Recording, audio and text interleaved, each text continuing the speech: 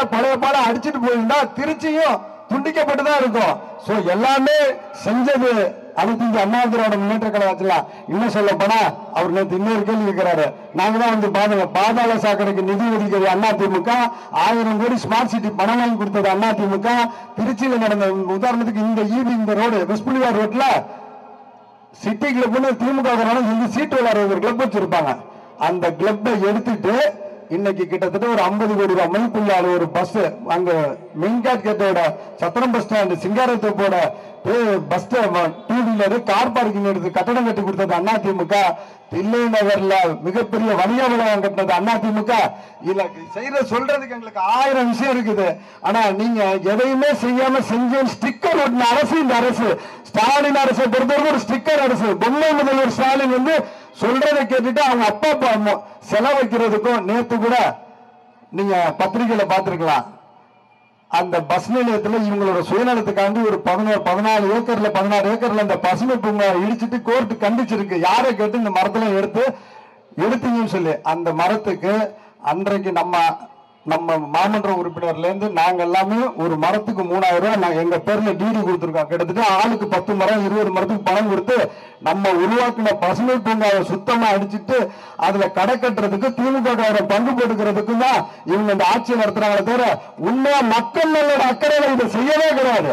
அவங்க சொத்து இருக்கு, சொத்தை பாதையோடு சொத்தோட மதிப்பை உயர்த்துறதுக்கு தான் இந்த பஸ் ஸ்டாண்ட் அவங்க நிறுவிருக்காங்களே தவிர உண்மையான எண்ணத்தோட உண்மையான மக்கள் நல்ல இந்த சாயில் டெஸ்ட்ல கூட தோல்வியுற்ற ஒரு இடம் இந்த இடத்தை வந்து அவங்க இந்த மாதிரி பண்றதுக்கு காரணம் அவங்க முழுக்க 2006ல இருந்து 2011 அங்க வாங்கி வச்ச சொத்து தான் காரணமே தவிர.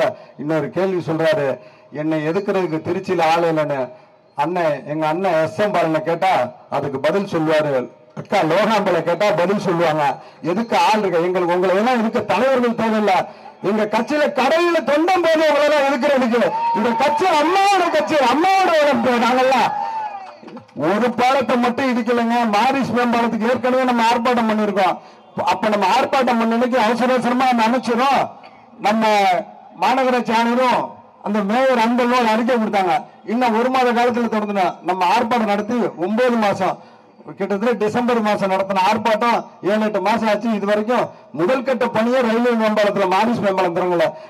நம்ம ஆர்ப்பாட்டத்தை இவங்க அதிமுக ஆர்ப்பாட்டம் நடத்துறதே வேடிக்கையா இருக்குன்னாரு. ஆனா அப்புறம் ஏன்பா நைட்டோட நைட்டா போய் கமிஷனரும் மேயரும் போய் தென்னூர் பாலத்தையும் புத்தூர் பாலத்தையும் புத்தூர்ல இருக்க ரோட்டையும் பார்த்து உடனே விடிய வேலை பார்க்கறாங்கன்னு தெரியல. நம்ம ஆர்ப்பாட்டம் உண்மையானது மக்களுக்கு என்னைக்கும் போராடுறது அதிமுக அரசு. அப்படி 150% நமக்கு வரி உயர்த்தி நாங்க ஒவ்வொரு கூட்டத்திலையும் சொல்றோம். 150% நம்ம வரியை திமுக உயர்த்தி இருக்கு. வரி கட்டுறவங்க நம்மளுக்கு தான் அது வச்சிருக்கோம். வாடகைக்கு இருக்கவங்களுக்கு எல்லாத்துக்கும் வாடகை கூடி இருக்குது. இப்ப இங்க காந்திமார்க் பகுதியில் இருக்க அவ்வளவு வியாபாரிகளுக்கும் 6000 ரூபாய்க்கு மேல தொழில் வரி வச்சிருக்காங்க. சொல்றதுக்கு 1000 நம்ம ஸ்மார்ட் சிட்டில என்ன செஞ்சு ஸ்மார்ட் சிட்டில நம்ம கட்டின பூங்காவும் பார்க்கல இப்ப மக்கள் உட்கார்ந்துட்டு இருக்காங்க. பாதாள சாக்கடை பணியை பொறுத்த வரைக்கும் ஏன் நின்றுச்சுன்னு கேட்டா இவங்க கவர்மெண்ட் வந்தவொன்னா 2021 அப்புறம் முழுக்க இவங்க 5% 10% கமிஷன் கேட்டு அந்த வேலையை நிறுத்தினாங்களே தவிர கட்டாயம் அதிமுக புரட்சி தமிழர் தலைமையில 2001 அமைகிறப்ப இவங்க எல்லாம் லஞ்ச ஊழல் வழக்குல உள்ள போயிடுவாங்க. அதான் 100% நடக்கும்.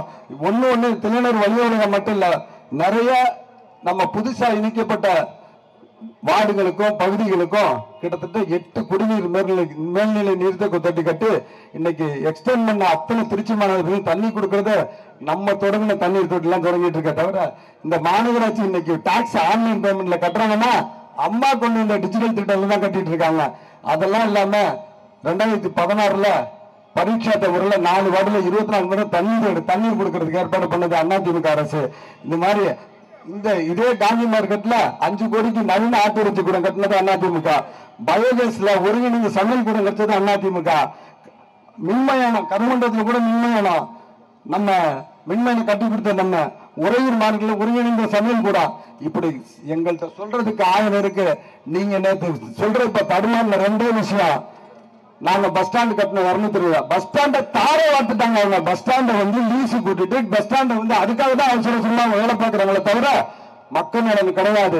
உண்மையாக அந்த அரைவட்டை சாலையும் அப்ரோச் அணுகு சாலை பஸ் ஸ்டாண்டுக்கு அணுகு சாலையும் இதெல்லாம் செஞ்சுட்டு பாதாள சாலை அந்த அந்த இடத்தை பொறுத்த வரைக்கும் கண்ணீர் காலை அமைச்சு முழுமையான பணிகளை செய்து 1008 விஷயங்கள் மக்கள் பணம் சம்பாதிக்கிறது மட்டும் இந்த அமைச்சர்கள் குறிக்கோளா கொள்றதை விட்டுட்டு மக்கள் நல்ல அக்கறை கேட்டுக்கொண்டு இந்த நிகழ்ச்சிக்கு பெரிதும் உறுதுணையாக தோன்ற அனைத்து கழகத்தின் மாவட்ட கழக, பகுதி கழக, வட்டக்கழக நிர்வாகிகள் அனைவருக்கும், வட்டக்கழக செயலாளருக்கும், பகுதி கழக செயலாளர், மாவட்ட கழக நிர்வாகிக்கும், பொதுக்குழு உறுப்பினருக்கும் எனது மனமார்ந்த நன்றியை தெரிவித்து விடைபெறுகிறேன். நன்றி நன்றி. சொல்லுங்க. அடுத்தபடியாக முன்னாள் அமைச்சர், புதுக்கோட்டை மாவட்ட கழக செயலாளர், கழக அமைப்பு செயலாளர், எனது அன்பிற்கினிய அண்ணன் டாக்டர் சி. விஜயபாஸ்கரன் உங்களோடு உரையாற்றுவார். மிகுந்த எழுச்சியோடு கண்டன போர்க்குரலை உயர்த்துவதற்காக அனைத்து இந்திய அண்ணா திராவிட முன்னேற்ற கழகத்தினுடைய சார்பில்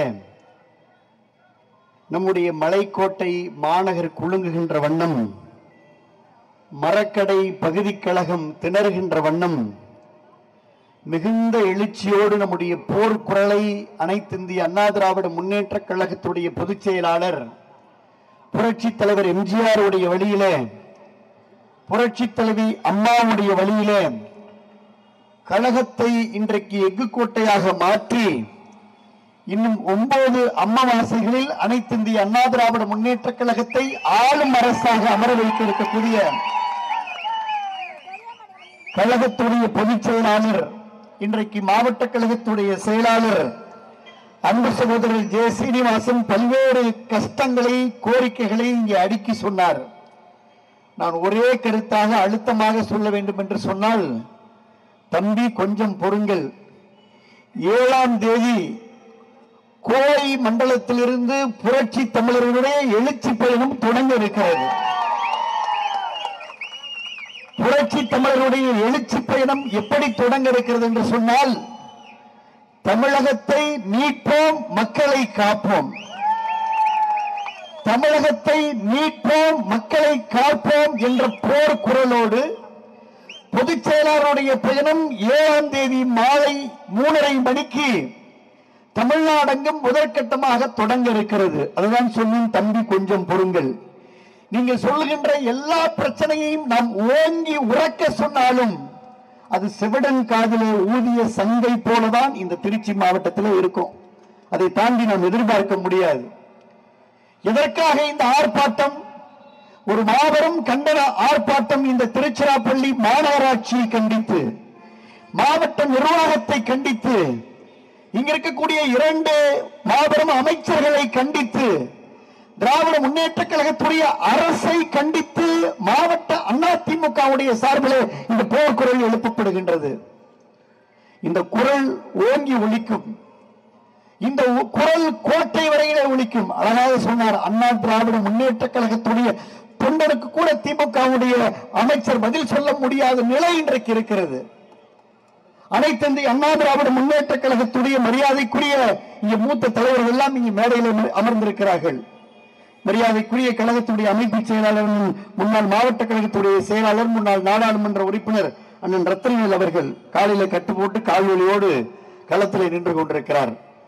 மரியாதைக்குரிய இந்த மாவட்ட கழகத்துடைய மூத்த முன்னாள் பொறுப்பாளர்கள் எல்லாம் இங்கு இருக்கிறார்கள். அண்ணன் முன்னாள் மாவட்ட கழகத்துடைய செயலாளர் கே. சி. பரமசிவம் அவர்கள், மாநகர் மாவட்ட கழகத்துடைய அவைத்தலைவர், எந்த நிகழ்ச்சியிலும் முகமலர்ச்சியோடு இருக்கக்கூடிய அண்ணன் ஐயப்பன் அவர்கள், கழக அம்மா பேரவையுடைய இணை செயலாளர் அன்பு சகோதரன் ஜோதிவாணன் அவர்கள், அன்பு தம்பி அம்மா பேரவையுடைய துணை செயலாளர் அரவிந்தன் அவர்கள், மாவட்ட அம்மா பேரவையுடைய செயலாளர் தம்பி ஆவின் சி. கார்த்திகேயன் அவர்கள், அக்கா மரியாதைக்குரிய இணை செயலாளர் ஏ. ஜாக்குலின் அவர்கள், அக்கா மரியாதைக்குரிய துணை செயலாளர் வழக்கறிஞர் வனிதா அவர்கள், அன்பு சகோதரர் துணை செயலாளர் பத்மநாபன் அவர்கள், பொருளாளர் மரியாதைக்குரிய அன்பு தம்பி ராஜா என்கின்ற ராஜசேகர் அவர்கள், பகுதி கழகத்துடைய செயலாளர்கள் மரியாதைக்குரிய தம்பி பூபதி அவர்கள், உறையூர் பகுதி செயலாளர் பூபதி அவர்கள், அண்ணன் MRR முஸ்தபா அவர்கள், அண்ணன் மரியாதைக்குரிய கருமண்டபம் கலைவாணன் அவர்கள், ஜங்ஷன் பகுதியினுடைய அண்ணன் நாகநாதன் பாண்டி அவர்கள், புத்தூர் ஆர் ராஜேந்திரன் அவர்கள், வெள்ளமண்டி அண்ணன் பெருமாள் அவர்கள், மல்லிகா செல்வராஜ் அவர்கள் இந்த நிகழ்விலே பங்கேற்று சிறப்பித்துக் கொண்டிருக்கக்கூடிய மரியாதைக்குரிய அண்ணன் சண்முகம் அவர்கள், ரஜினிகாந்த் அவர்கள், மரியாதைக்குரிய நசீமா பாரிக் அவர்கள், தொழிற்சங்கம் ராஜேந்திரன் அவர்கள், வழக்கறிஞர் ராஜேந்திரன் அவர்கள், சிறுபான்மை பிரிவு அப்பாஸ் அவர்கள், விவசாய பிரிவு நல்லேந்திரன் அவர்கள், மீனவர் பிரிவு அம்பிகாபதி அவர்கள், மரியாதைக்குரிய செந்தில்குமார் லோகநாதன், பாசறை செல்ல லோகநாதன் அவர்கள், ஞானசேகர் அவர்கள், ஐடி விங் வெங்கட் பிரபு அவர்கள், வர்த்தகனி ஜோசப் ஜெரால்ட் அவர்கள், கலைப்பிரிவு ஜான் எட்வர்ட் அவர்கள், மீன் மாநில பிரிவு செயலாளர் சகாப்தீன் அவர்கள், ஐடி விங் ராதா வெங்கடநாதன் அவர்கள், டிஎன்எஸ்டிசி தர்மராஜ் அவர்கள், சுரேந்திர அவர்கள், கந்தசாமி அவர்கள், கிசாந்த் அவர்கள், இந்த நிகழ்வுகளை பங்கேற்று சிறப்பித்துக் கொண்டிருக்கூடிய இந்த பகுதியை சார்ந்த பாலக்கரையினுடைய பகுதி கழகத்துடைய செயலாளர் இந்த நிகழ்ச்சியை மிக சிறப்பாக மாவட்ட கழகத்தோடு முன்னின்று செய்திருக்கக்கூடிய எல்கேஆர் ரோஜர் அவர்கள், வாசுதேவன் அவர்கள், கலீல் ரஹ்மான் அவர்கள், அண்ணன் அன்பழகன் அவர்கள், தம்பி ஏர்போர்ட் விஜய் அவர்கள், சதுருத்ரீன் என்கின்ற சதர் அவர்கள், கோபி அவர்கள், நத்தர்ஷா அவர்கள், அரப்ஷா அவர்கள், தங்கராஜ் அவர்கள், சையது ரபி அவர்கள், தாமோதன் அவர்கள் மற்றும் இங்கே மாவட்ட கழகத்துடைய செயலாளர் முன்மொழிந்த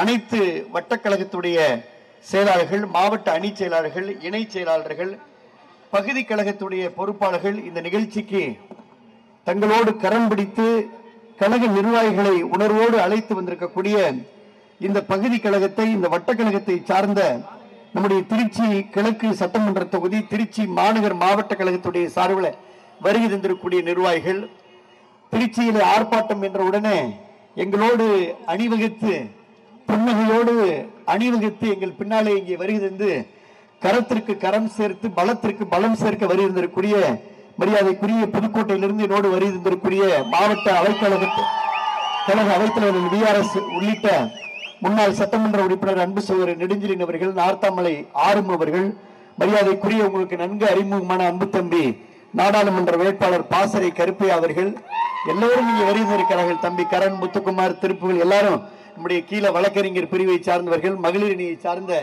மா வீராங்கனைகள் எப்ப வந்தாலும் மகிழ்ச்சியோடு எந்த நிகழ்ச்சிக்கும் தவறாமல் இருக்கக்கூடிய டூ வீலர்ல பின்னாடியே நாடாளுமன்ற தேர்தல் எல்லாம் கழக பணியாற்றிய எங்களுடைய அன்பு சகோதரிகள், ஐடியினுடைய நிர்வாகிகள், பாசறை நிர்வாகிகள், இளைஞர் அணி, மாணவர் அணி, அத்துணை பகுதி கழக நிர்வாகிகள் அனைவருக்கும் எங்களுடைய நெஞ்சார்ந்த வணக்கத்தை நான் அன்போடு தெரிவித்துக் கொள்ள கடமைப்பட்டிருக்கின்றேன். பார் சிறுத்ததோ படை பெருத்ததோ என்று சொல்வார்கள், அல்லது படை பெருத்ததால் பார் சிறுத்ததோ என்று சொல்வார்கள். அதிமுகவுடைய கூட்டத்தை இன்றைக்கு மாவட்ட கழக செயலாளர் ஜி சீனிவாசன் ஒரு மாபெரும் கண்டன ஆர்ப்பாட்டத்தை பாலக்கரையில ஏற்பாடு செய்ததால் அதிமுக படை பெருத்ததால் பாலக்கரை சிறுத்ததோ, ஒருவேளை பாலக்கரை சிறுத்ததால் அதிமுக படை பெருத்ததா என்றால் அக்கா சொல்றாங்க இல்லைன்னா பாலக்கரை எப்போது இருக்கிற மாதிரி தான் இருக்கு, ஆனால் அதிமுக படை இன்றைக்கு பெருத்ததால் பாலக்கரை சிறுத்தது அப்படின்னு அக்கா சொல்றாங்க. கரெக்டாக இதுதான் செய்தி. அப்ப ஏன் இத்தனை எழுச்சி என்று சொன்னால், சாதாரணமா கிராமத்துல சொல்லுவாங்க, ஐயா பேசி முடிச்சாச்சு, நிச்சயதார்த்தம் போட்டாச்சு, பரிசம் போட்டாச்சு, ரைட்டு வெயிட் பண்ணலாம், கல்யாணம் பண்ணியாச்சு, ரைட்டு மிக சிறப்பா தடபுடலா கல்யாணம் செட்டிங்லாம் பெருசா போட்டு திருமண விழா சிறப்பா நடந்துருச்சு. அதுக்கப்புறம் என்னாச்சு, குடும்பம் நடத்தியாச்சா? இல்லங்க, ரிசப்ஷன். சரி, ரிசப்ஷனையும் தடபுடலா நடத்துறாங்க, மாபெரும் ரிசப்ஷன், ஆழ்வீர மாலைகள், வெடிகள், மாலைகள், கொடிகள் எல்லாம் சேர்த்து முடிச்சாச்சு, ரிசப்ஷனும் முடிஞ்சிருச்சு. இதுக்கப்புறம் குடும்பம் நடத்தியாச்சா? இல்லங்க, குடும்பம் நடத்தல. அப்ப ஊர் சிரிக்குமா சிரிக்காதான்? நான் என்ன சொல்றேன்னு உங்களுக்கு புரிஞ்சா கை தட்டுங்க, புரியாட்டுனா விட்டுருங்க. அதாவது அடிக்கல் நாட்டியாச்சு, ரைட்டு, கட்டடம் கட்டியாச்சு, ரைட்டு, பஸ் ஸ்டாண்ட கட்டியாச்சு, ரைட்டு, உங்களுக்கு சிலையை வைக்கணும், மிகப்பெரிய சிலை, அதான் நோக்கம், சிலையை வச்சாச்சு, ரைட்டு, திறப்பு விழா கண்டாச்சு, ரைட்டு, டிவியில போட்டாச்சு, பேப்பர்ல கொடுத்தாச்சு, போட்டோ ஷூட் வந்தாச்சு, முதலமைச்சர் வந்தாச்சு, நடந்தாச்சு, ஓடியாச்சு, வீடியோல வந்துருச்சு, பக்கம் பக்கமா விளம்பரம் கொடுத்தாச்சு, எல்லாம் முடிச்சாச்சு. குடும்பம் நடத்தியாச்சா? இல்ல. இவ்வளவுதான் சப்ஜெக்ட். இதுதான் திருச்சி பஸ் ஸ்டாண்ட் நிலைமை. இதோட என்னால தெளிவா புரிய வைக்க முடியாது. 1 மாதம் 2 மாதம் ஆகியும் கிட்டத்தட்ட 246 கோடி ரூபாய் அரசாங்க கணக்கிலே செலவு செய்து புரட்சி தலைவர் எம்ஜிஆர் காலத்திலே, புரட்சி தலைவி அம்மா காலத்திலே செய்ய நினைத்ததை அண்ணன் எடப்பாடி அவர்கள் ஒண்ணு கொட்டப்பட்டு இல்லைன்னா பஞ்சப்பூர் பகுதியில் இடம் தேடி அலைந்து கருத்துருவை உருவாக்கி வடிவமைத்த அந்த பேருந்து நிலையத்தை ஆட்சி மாற்றம் காரணமாக திராவிட முன்னேற்ற கழகத்துடைய அரசு ஆட்சி பொறுப்பேற்றதற்கு பின்னாலே இந்த மாபெரும் பேருந்து நிலையத்தை, அதிமுக போட்ட விதையை, கட்டி முடிக்கப்பட்ட பேருந்து நிலையத்தை திராவிட முன்னேற்ற கழகத்துடைய தலைவர், தமிழகத்துடைய முதலமைச்சர் மு.க. ஸ்டாலின் அவர்கள் திறந்து வைத்து அன்னைக்கு ஒரு நாள் எல்லா பஸ்ஸும் ஓடுச்சு. அன்னைக்கு ஒரு நாள் எல்லா பஸ்ஸும் ஓடிச்சு. அன்னைக்கு ஒரு நாள் எல்லா பஸ்ஸும் ஓடிச்சு, இறங்குனுச்சு, மக்கள் ஏறினாங்க, இறங்கினாங்க. இன்று வரை இயங்காமல் இருக்கக்கூடிய மர்மம் என்ன என்பதை கேட்கின்ற குரல் தான் அதிமுகவுடைய குரல். அததான் புரியும்படியே சொன்னோம். எல்லாம் முடிஞ்சோம், இன்னும் நீங்க குடும்ப நடத்திலேயே ஏன்னு கேட்கிறோம். இதே சென்னையிலே அவசர கதியிலே தொடங்கப்பட்ட கிளாம்பாக்கம் பேருந்து நிலையத்தை போல இன்றைக்கு பஞ்சப்பூர் பேருந்து நிலையம் பஞ்சத்திலே இருப்பது போல இருந்து கொண்டிருக்கிறது. ஒதுக்கிய 246 கோடிகளுடைய பயன் என்ன, பலன் என்ன, செயல்பாடு என்ன? கிட்டத்தட்ட 36,000 பேருந்துகள் வந்து செல்லும் என்று சொன்ன அறிவிப்பு எங்கே? பேருந்துகள் எங்கே?